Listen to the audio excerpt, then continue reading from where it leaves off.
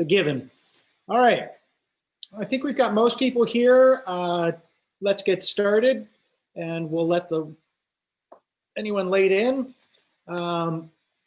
Today, we are just going to be continuing what we were working on last week, technological evolution and rate of change.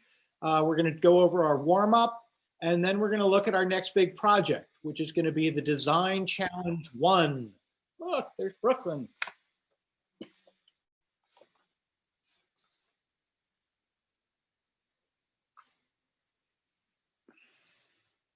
So this will be our first design challenge.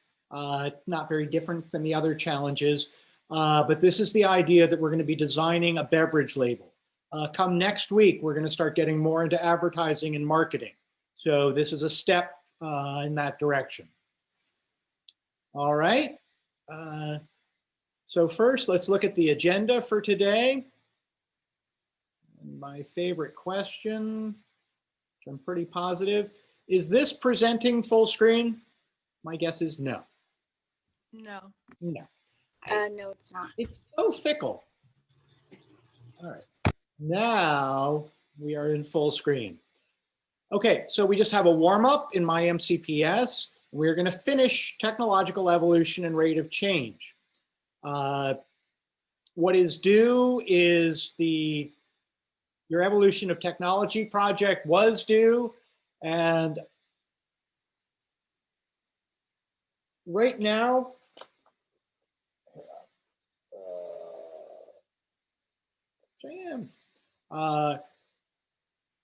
I'm giving everyone, we've got about a week plus to get any back assignments in. I'm making a November 1st cutoff for all the back assignments, anything that you haven't done during this first quarter. After that, it's going to be only assignments for the last 2 weeks, and that will probably cut off on the 6th. I should be sending out something to everyone with that idea, okay? So I will be here on Wednesday. If anybody has questions, problems about what their grade is, what's missing, what can they get in to raise their grade, I have no problem going through the grades and showing you exactly what's missing. Ideally, I'm probably going to be sending you home a report that should show everything that's missing. So that's basically where we are. I want everyone to get all the points that you can. So just make sure during the next week or so, you make a real effort to go over your grades, see what has a 0 in it, and try and get that assignment in, or at least talk to me about it. If you want to go over this together, you can always email me. I've got our check-in time on Wednesday, but I am more than willing to help you like after class. So today, in our presentation, we will be analyzing how products evolve and the speed of innovation from past to present. Now that's a good warm-up question. So how has the speed of innovation changed from past to present? We'll let somebody answer that. Oh.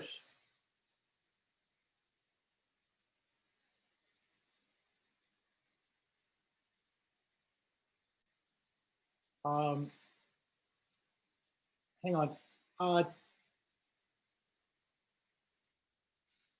There's Nelson. Do try and get to class on time. It helps us not to be interrupted. So nobody's answering me, and I have a private chat in there that I need to answer. What do you guys think? We talked about this last time. How does the speed of innovation change from past to present? It's going to be a two-part question. Anybody have a guess as to how the speed of innovation changes from the 1800s until now? It's exponential. It is exponential, and it is getting shorter and shorter. It's the idea that we'll be able to look at the curve. An exponential curve is a curve that starts out very flat and then all of a sudden starts shooting to the stars. And that's the idea of our number sequence. 1, 2, 4, 8, 16. Once you hit 32, the numbers really start to skyrocket. Hang on, we've got Nelson, who I need to let in, and Ruby. Okay. There are people inventing things. There are more people. What is happening to increase the speed? It's more than just that there are more people out there inventing. It's that there are better communications. There are better travel systems. You do not have to write everything down by hand. There is email now. Think of literally 30 years ago, there was no such thing as email. Everything had to go through the US mail. Any message had a minimum, 1 week delay time to it. So as societies progress, the time for advancements gets shorter and shorter. Okay, so that would have been a good warm-up question. Let's go into the warm-up. Let me help. Well, that wasn't what I wanted to do. There we are. Where are my participants? There we are. All right. Let's get out of here. Back into our fabulous module and our presentation. Oh, let's do the warm-up first. Okay. Help. I am going to stop. Help. I'm not sharing my screen, which is perfect. Sorry, I am having difficulty with my controls today. So for the warm-up, I'm just going to do it not presenting so that I have mine open. Mine has the answers. Which is not a classification of material? If you'll remember from 2 weeks ago, we were looking at resources for technology. It listed at one point what it considers the different categories of materials. Which of these is not a classification of materials according to our presentations? Natural, A. B is synthetic. C is mixed media. D is mixed natural materials modified to improve properties.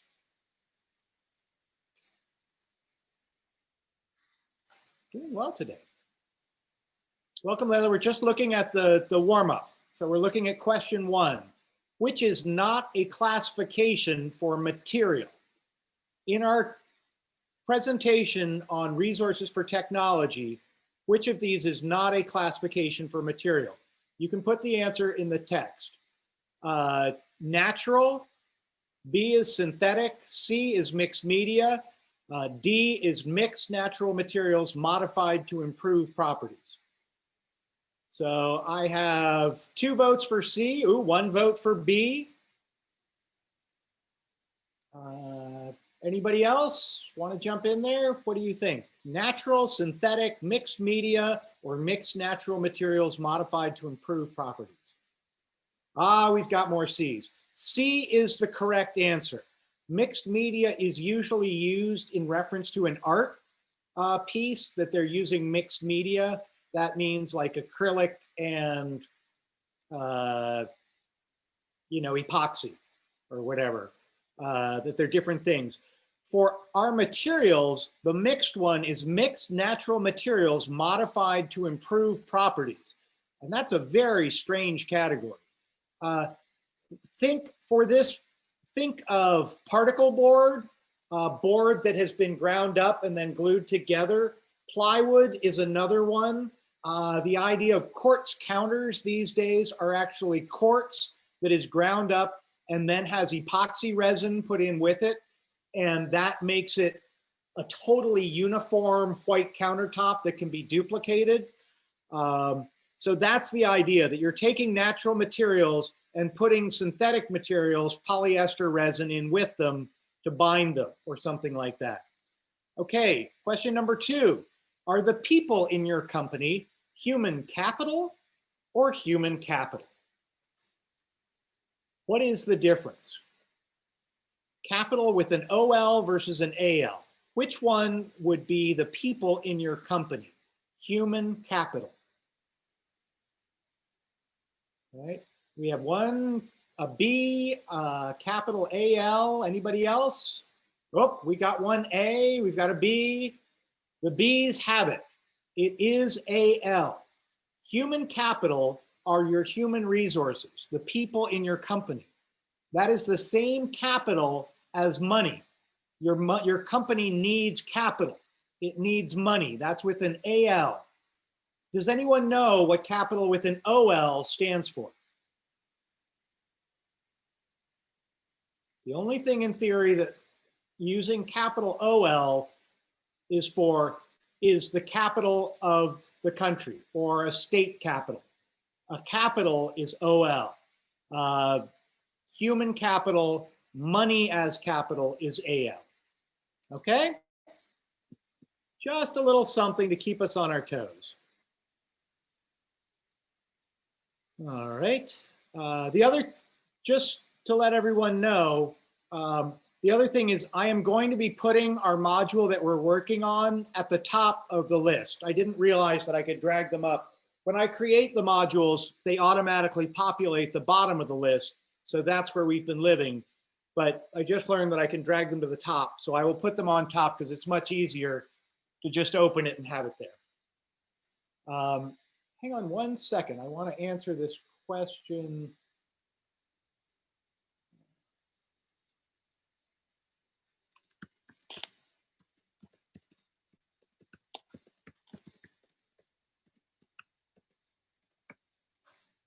All right. Let's get into our presentation. So I think we had made it into these different pieces of evolution.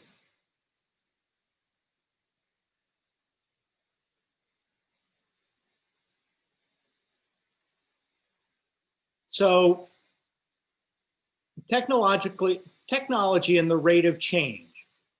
I don't find that this slide is really telling us the idea that change is happening quicker as things advance.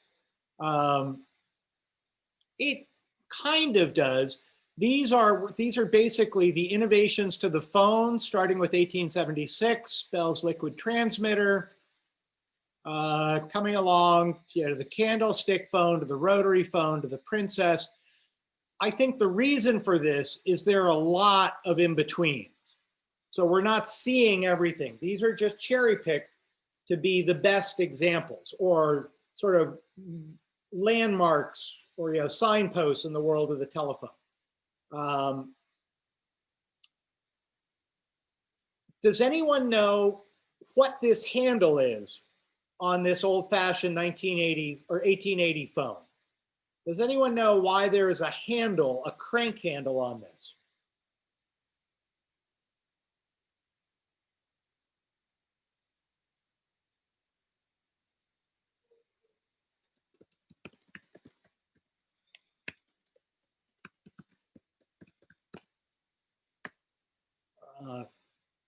Anybody want to put something in the chat, or you can unmute? Anybody know why? Oh, help, that's what all right.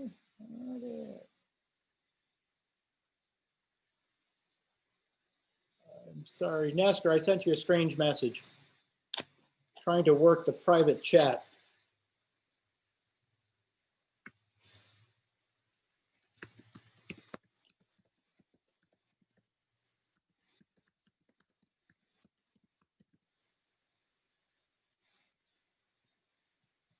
Anybody know what this crank is? To call people. No, the regular calling thing, I mean, that's your earpiece and this is your mouthpiece. When you see an old World War II movie and the radio man jumps into the foxhole and he's got that giant radio and he's got to crank it, what's he doing when he's cranking that radio? Does this make sense to anyone? What it is a generator. Particularly in the war, it was the idea that they didn't have batteries for the mobile phones. They had a little generator in them, and you had to crank it about 10 times to generate enough power for it to operate. An interesting thing with phone lines are powered. Phone lines are powered by a different system than the system that gives you light in your house. When you have a blackout, the phone lines typically stay up. That's why it's always nice to have a hardwired hardline phone. So down below is the evolution of the audio. It's funny that they don't start at a wax disc, because it was definitely on wax to begin with. You've got AM radio was invented in 1906. FM radio was 1937. The 12-inch 33 1/3 revolution per minute LP, what was called an album in my day, was 1948. Now here's a weird one. Have any of you ever seen or actually heard a single? No. No. So back in the day, when I was young, when I was your age, the only way you could get music was to buy an album. You could listen to the radio, but you had to buy the album, and the album had all the songs on it, right? But there were usually only 1 or 2 songs that you really liked. So this is sort of the start of the Apple Store, or the idea of buying songs by just buying a song, not a full album. So when a band had a hit on their album, they would come out with a single. And the single was this little disc that had to have a special insert put into it, so it would play on your record player, and it spun at 45 revolutions per minute, faster than the 33s. And that was just how you got out hit songs, or that's how hit songs were made. And the funny thing was, there was another song on the backside, but nobody ever knew what that other song was because they never played it. So when somebody talks about B-sides or whatever, they're talking about the backside of a single. Oh, Jackson.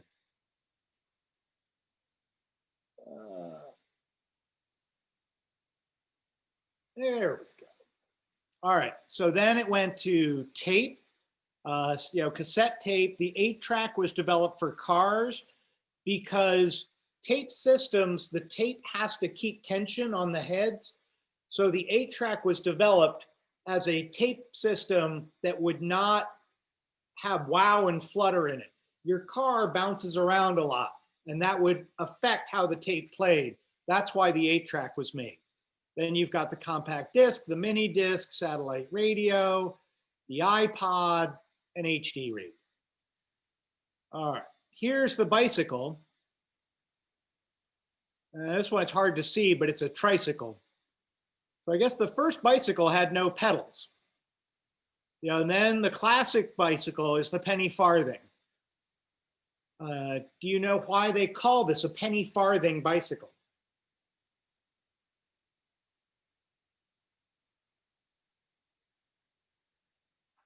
No problem, Jackson.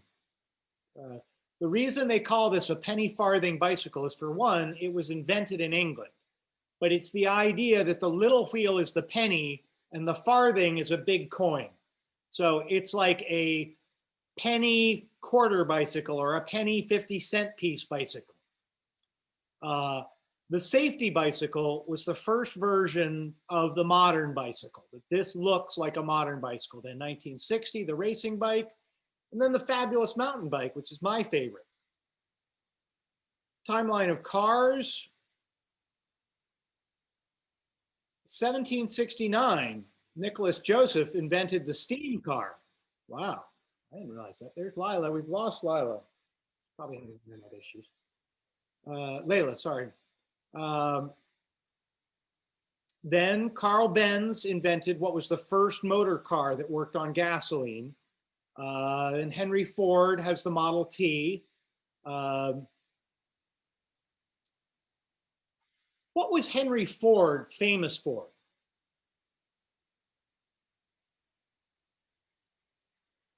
Can anyone tell me?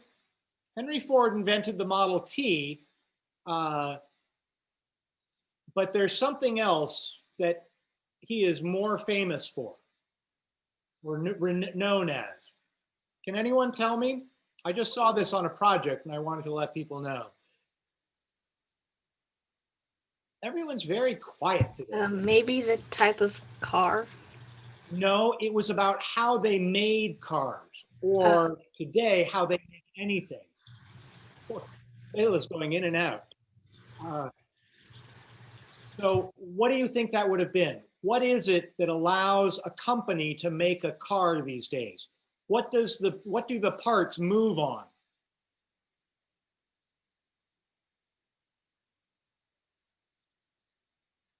Any idea? Henry Ford was the first one to create a moving assembly line. It was the idea that the worker stayed in one place and the product was brought to the worker to work on and then moved to the next worker. It was an incredible revolution in productivity. Cars with keys were invented in 1912. We're not quite sure what 1933 first car seats for sales mean. First seat belt was 59, and the hybrid is invented in 97. All right, I'm not going to worry about media. So first printing press is 1436. Then the telegraph, phone, the first radio is invented by Marconi. Television is invented. Wow, the first computer is invented 2 years after the television. It's like a year and a half. Poor Layla. Cell phone is invented. Oh, the satellite is invented in 1957. 73, the cellular phone. 2000. Yeah, see, this one just doesn't make any sense. February 1st of 2000, the first newspaper is invented. Okay, I'm pretty sure I've been getting newspapers all my life. Apparently, I must be very young. All right.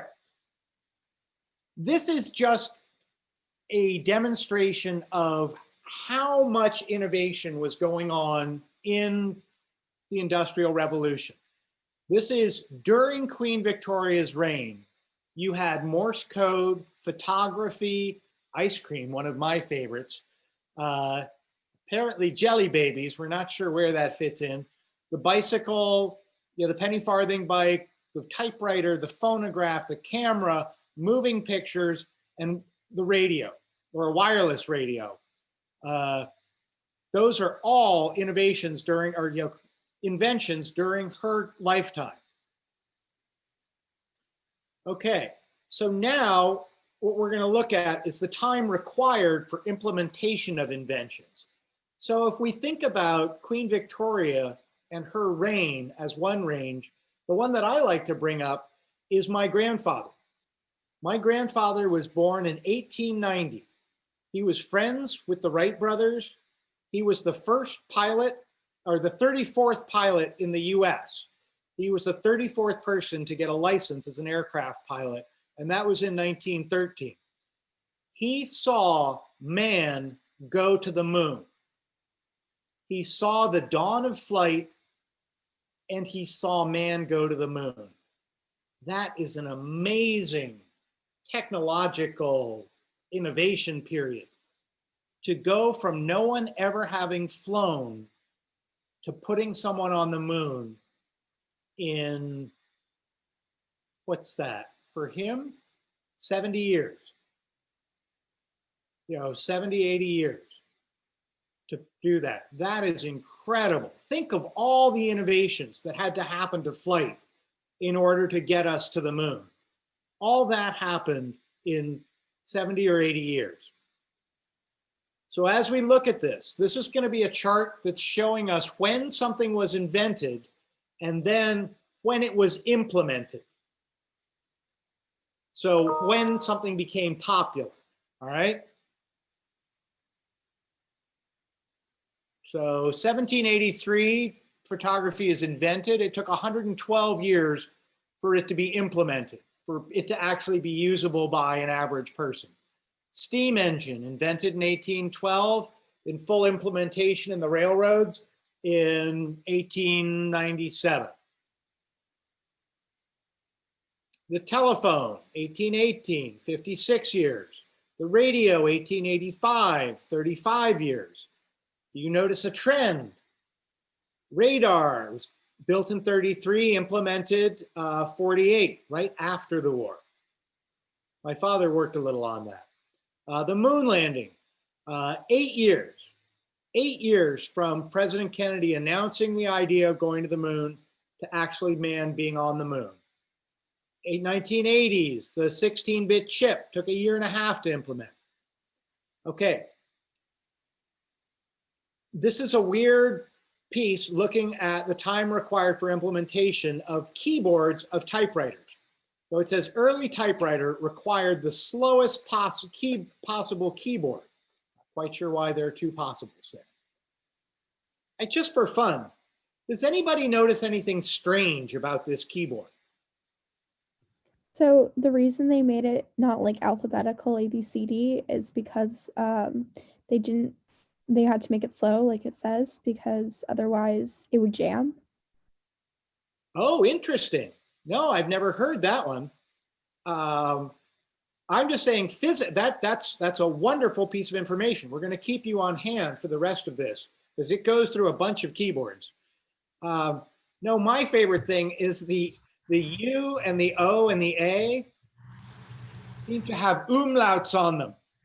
I believe this is a Swedish typewriter. So this is the early typewriter. When I was growing up, this is the typewriter that my mom used.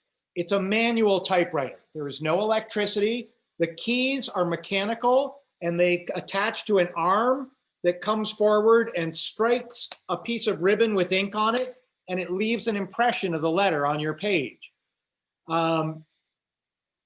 As I hate to say, who was that was just giving us the wonderful information on the keyboard? Was that Dina? Dina? So, So, as Dina was saying, if you got good at a manual keyboard, you could type pretty fast. And the problem was, like she was saying, if you type too fast, two of these keys would come up together and they would jam. And so then you'd have to reach in and pull them apart and start again. But here, we're going to be looking at a couple different. Today's keyboard still uses the slowest possible keyboard. So that's interesting to me. I'm not quite sure why we stay with the configuration of the keyboard as it was. Oh, hang on. Good Lord. I don't know where this, so there's obviously some exciting active link in our presentation.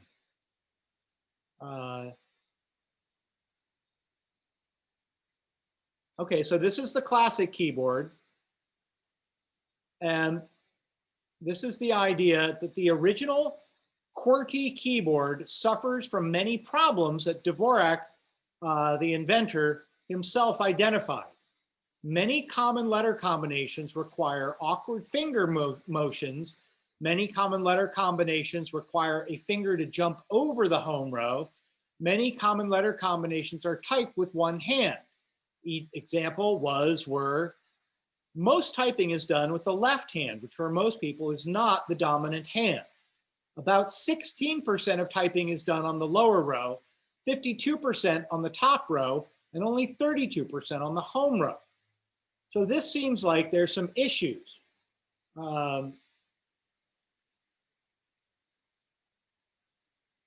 Okay, ooh, look, Dina is giving us an incredible large article on something. I will take a look at this later. Where's my word? Hang on. All right. So my question for you is, when they were inventing or creating, innovating this keyboard, which part of the process was when they should have figured these things out? for the processes we've been talking about in terms of technological problem solving, the engineering design cycle, which part of that loop should they have been figuring out that, gee, we're putting all these things for the left hand and most people don't use their left hand. Experimentation. When is that? When they were like experimenting and everything, like the reason they would get those statistics. Exactly. In that first, once you've decided what you're going to do, you need to experiment and you need to research and then you need to develop your product. So during experimentation and research, you would think that they would have thought about all of these issues. The idea that most of your typing is happening with your left hand and most of America, 10%, I think, of Americans are left-handed would have been a real consideration. I'm guessing that this is what's called a dilemma. Can anyone tell me what a dilemma is? You can put it in the chat or you can. A problem. A dilemma is a problem, but what kind of a problem is it? It's a special kind of problem. It's a problem where I think. Is there an easy answer to the problem?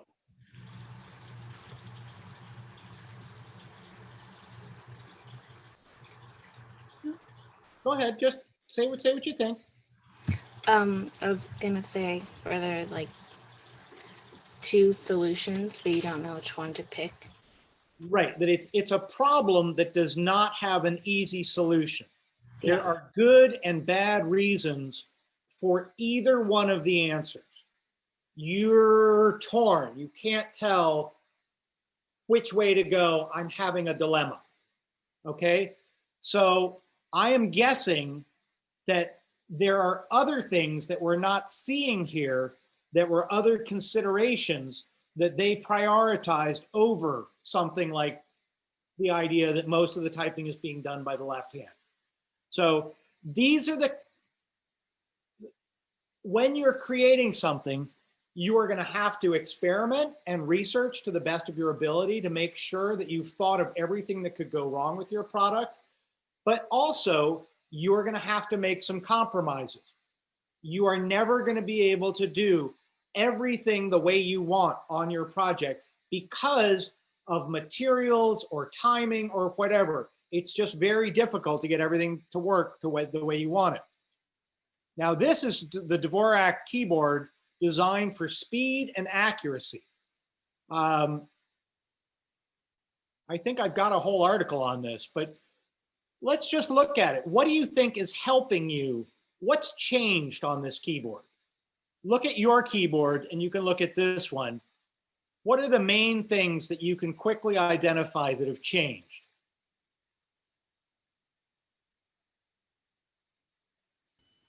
In theory, from the other keyboard. Programming. Oops, we lost Jeremiah. Go ahead. I can tell that the keys have the letter keys in the top row with all the letters have shifted. Okay. Right. So what keys are still up there? I guess there's P, Y, F is now on the top row, G is on the top row, C is on the top row, R was, and then L. Interesting. So one of the things that they did was they put, and again, the weird thing is, this is a specialized situation. This is a programmer's keyboard, or the way that they designed it for a programmer. The idea that you want easier access, to your backslash, your comma, and your period. A weird one is they put all the numbers, you have to shift to get a number because they use more symbols. All the vowels are in one row. I'm not sure if that makes things easy. It's also for your left hand. Those are just some funky things.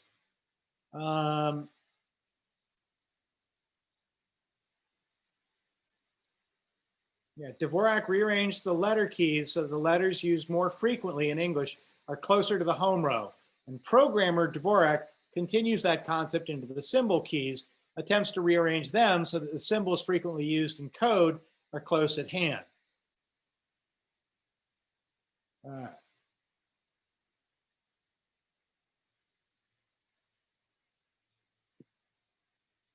This is just another weird active link in this. Okay, this is the Dvorak left-handed keyboard. Okay. Oops, sorry. Okay, let's get out of the keyboards. All right, so the second word that we are looking at today is rate of change. Rate of change can be defined as a value that measures the pace and distance something evolves, improves, or matures with respect to time. This is a very strange definition. Again, when we are talking about technology, definitions of things get altered. So what is the classic definition of rate of change? Does anybody know? How fast something develops and changes It's over a time. percentage change over time. All right? It's how much something changes over time is the rate of change. It's a rate time distance problem, that it's how fast something is moving, how far it goes, in what time period. The problem is we're talking about things that are not actually moving. So that's why it makes this very sort of weird. So if we're talking about a product, let's say a recording down here, or let's say the audio recording industry. What is the rate of change in the audio recording industry? It's the pace and distance something evolves. What is the pace at which something evolves? How would you measure that? Improves or matures. The pace and distance something evolves. Anybody have any ideas on that? It seems like a very weird way to be expressing something. The pace and distance something evolves. So to go from a 33 RPM vinyl album to a CD, that is an evolution of technology. The pace and distance. So the question is, how long was the interval between the album and the CD? That is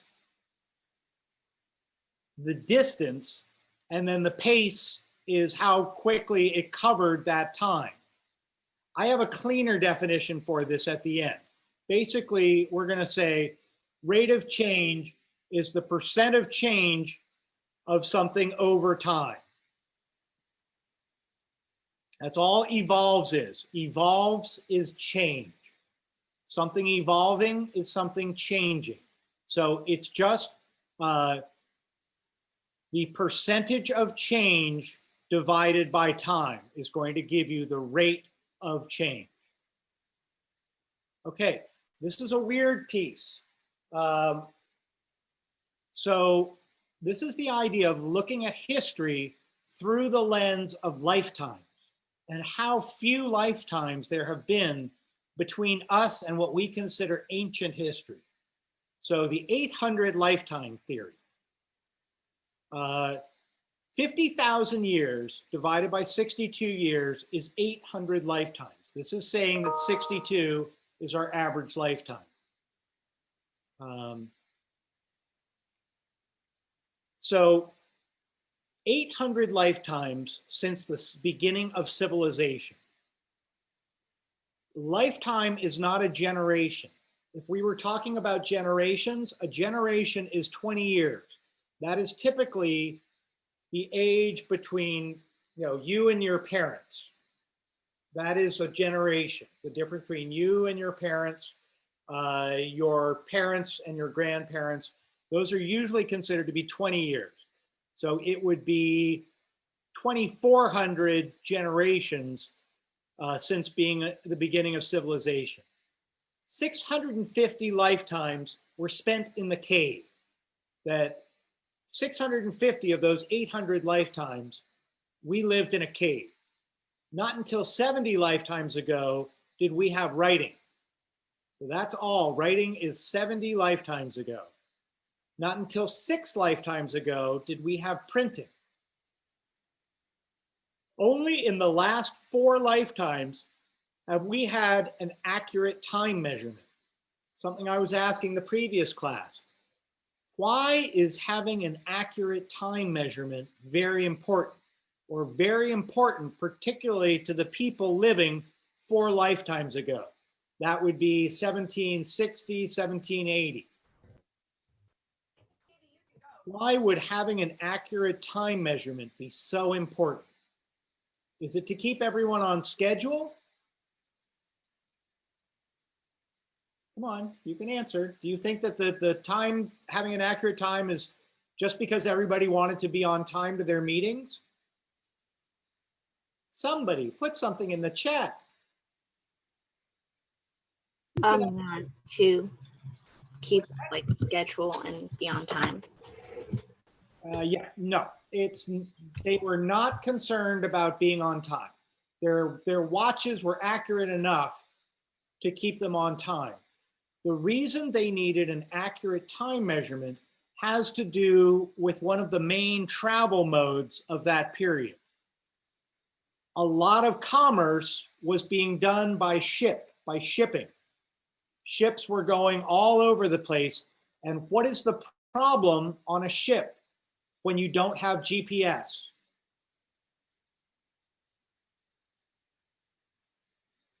Are there any signs in the middle of the ocean? Is there anything that tells you where you are or which way to go? The stars? There are the stars. Very good. The problem is the stars can tell you, more compass directions than where you are on the ocean. So the way that mariners can tell their longitude and latitude is by shooting the sun. What they do is at noon, they use a thing called it's not an astrolabe, it's a sextant. They use a device called a sextant, and they measure the angle between the horizon and the sun at noon. The problem is you have to take that measurement at noon every single time. Otherwise, your calculations are going to start to drift. So it was navigation that was the reason that they needed an accurate time measurement. Every ship needed an accurate chronometer in order to be able to calculate where it was by longitude and latitude. Okay? During the last 2 lifetimes, we have had the electric motor. The electric motor has only been around for about 120 years. However, in the last lifetime, 62 years, we have, air travel is a weird one. We've had air travel for a while. I think it's commercial air travel, television, space travel, laser technology, computers, microwave ovens, rapid communication. There's our air travel. Rocket ships, Sputnik, televisions. We've seen television. Okay, we're almost done with this. So basically, it's just the idea that innovation and invention are happening very rapidly. This is a funky graph, all right? This is technology, the rate of change versus time, and human adaptability, rate of change versus time. So for the middle of this line, for human adaptability, what has been happening? Can anyone tell me? How would you describe this part of the line? Is it curved? Is it straight? Is it trending up? Trending down? Anyone help me? Slightly curved, but right in the middle, it's pretty straight. So it's slightly curved up at the end, all right?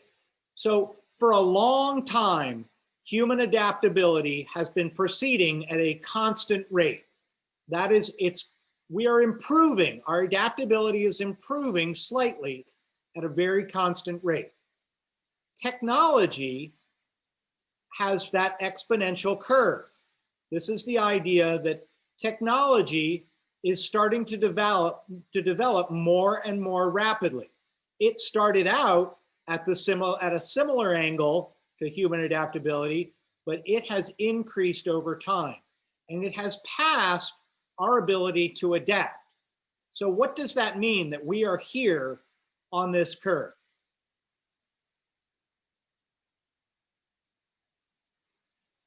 What will it mean when we're here on this end of the curve? Can anyone think? If technology is changing this rapidly and our ability to adapt is changing this rapidly, what's going to happen when technology is here and we're here?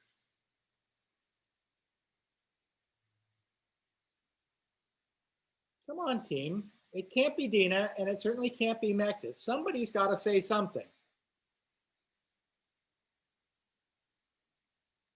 Just make a guess.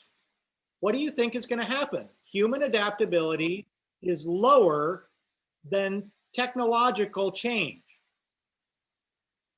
So what is going to happen when there's a divide between our ability to adapt and the amount of change that is happening with our technology? We'll rely on the technology. You won't know how to use the technology. You will be the proverbial adult trying to program their VCR. The problem is technology is going to keep changing so fast, it's changing a lot faster than we are able to adapt. Does that basically make sense, or is that sort of your feeling? As the youngest generation, you guys are the most readily adaptable to the incoming technologies. But you can see older people don't necessarily like social media, don't necessarily understand how to use it, don't want to look at YouTube, don't want to have a Zoom chat, those kinds of things. They don't have any idea how to use Zoom because Zoom is a new innovation that they have not adapted to. So this is part of people, humans, Homo sapiens, are relatively conservative. We like the way things work. When everything works, we're like, this is great. I don't want to change anything. So we are reluctant to change because we're worried that change is going to be different and it's going to hurt me. When there was Cro-Magnon Man, I'm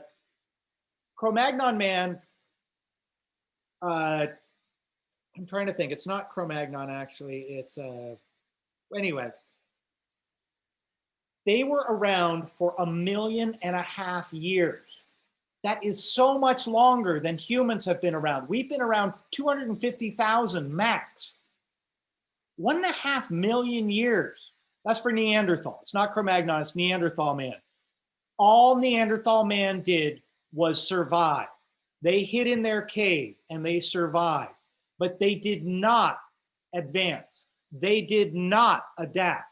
They just stayed on one straight line for 1.5 million years, and it was an incredibly successful strategy.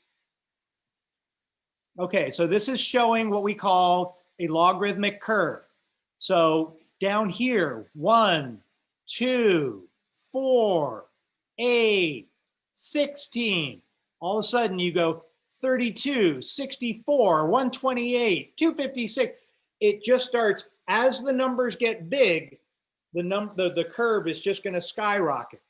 And that's how things work, because you need complexity in order to have a lot of innovation. When everything is very simple, there is not a lot of innovation. This is another similar thing, but all this is really showing is the idea that there was little to no innovation during the Dark Ages, that the Egyptians created things, the Greeks improved on that, the Romans improved on that, and then we hit this incredible dry patch where everything went to hell.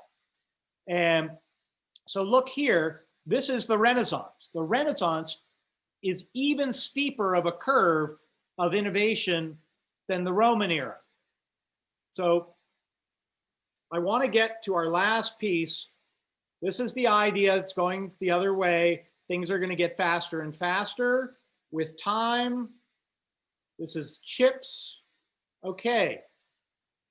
The history of technology is the times past of the invention of tools and techniques. A criterion is a desired specification, element, or feature of a product system.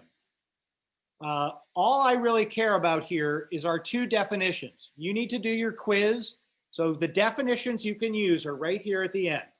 Technological evolution can be defined as the transformation of society through its human-made developments. Technological evolution can be defined as the transformation of society, writ large, civilization, through its human-made developments. Technological evolution. Evolution is being driven by technology. Rate of change can be defined as a value that measures the pace and distance something evolves, improves, matures with respect to time. I'm saying we can use the percentage something changes or evolves versus time as the simple definition. Rate of change is the percentage that something changes or evolves versus time. But I want you to understand this technological part of it, that they're talking about a product, how a product evolves and changes over time. What is the rate of change of the typewriter? What is the rate of change of recordings? Okay? So those are the terms for your quiz. Remember, the terms are in the title of the assignment.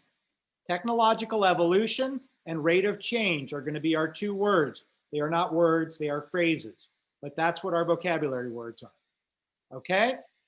The last thing I want to go over, we've got about 4 minutes left.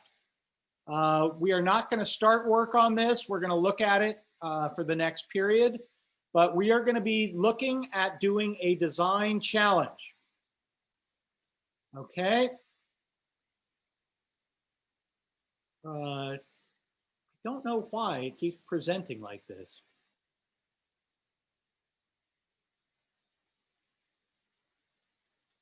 All right, so actually, I know what I'm going to do.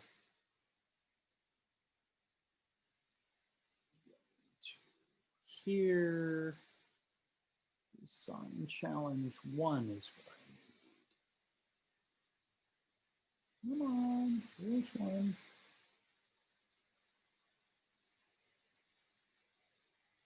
Why isn't this coming out as a...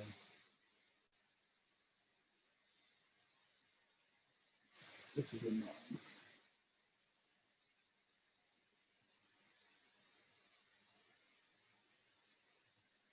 All right, I'm going to put this in an easier place for you to get it and view it. I'm sorry, I'm getting hit by the sun. What we're going to do is we are going to create a beverage label. So this is going to be the start of marketing and product development, product development. So that is what we're going to be doing for our next big presentation. So packaging is the science, art, and technology of enclosing or protecting products for distribution, storage, sale, or use. Packaging also refers to the process of design, evaluation, and production of packages. Packaging can be described as a coordinated system of preparing goods for transport, warehousing, logistics, sale, and end use. Packaging contains, protects, preserves, transports, informs, and sells. Packaging sells. That's an interesting concept. Few would argue that the package is the most important feature of a product. Next important is the actual label itself.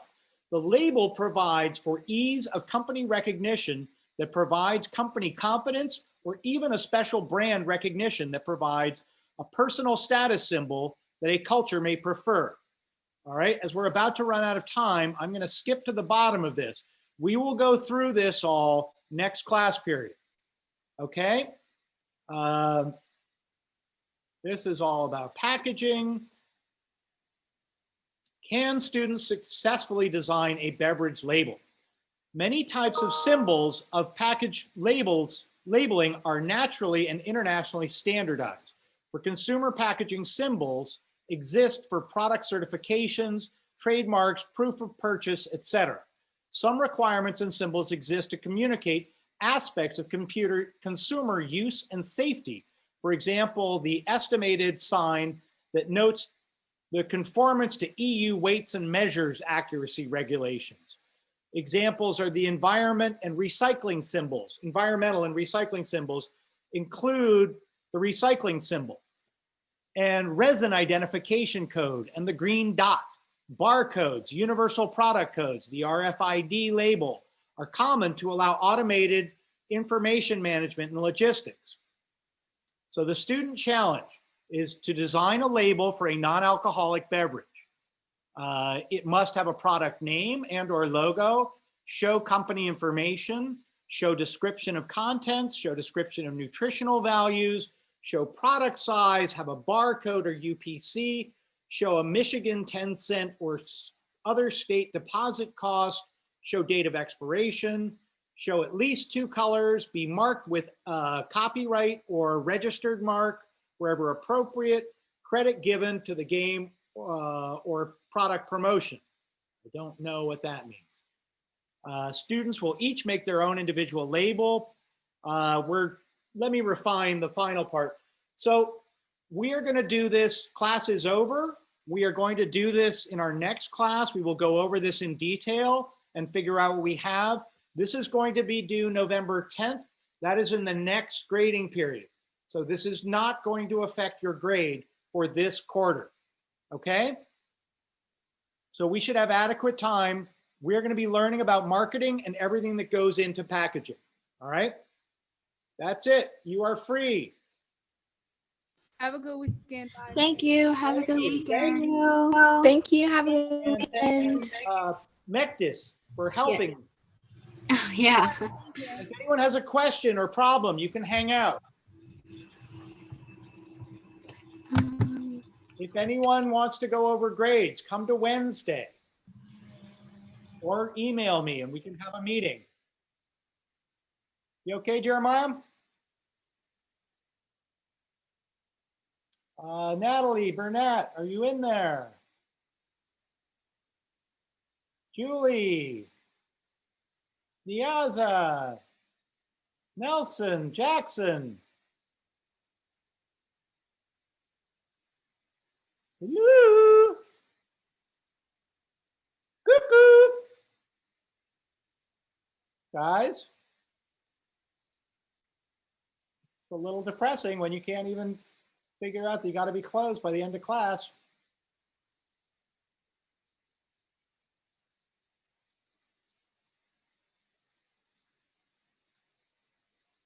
All right.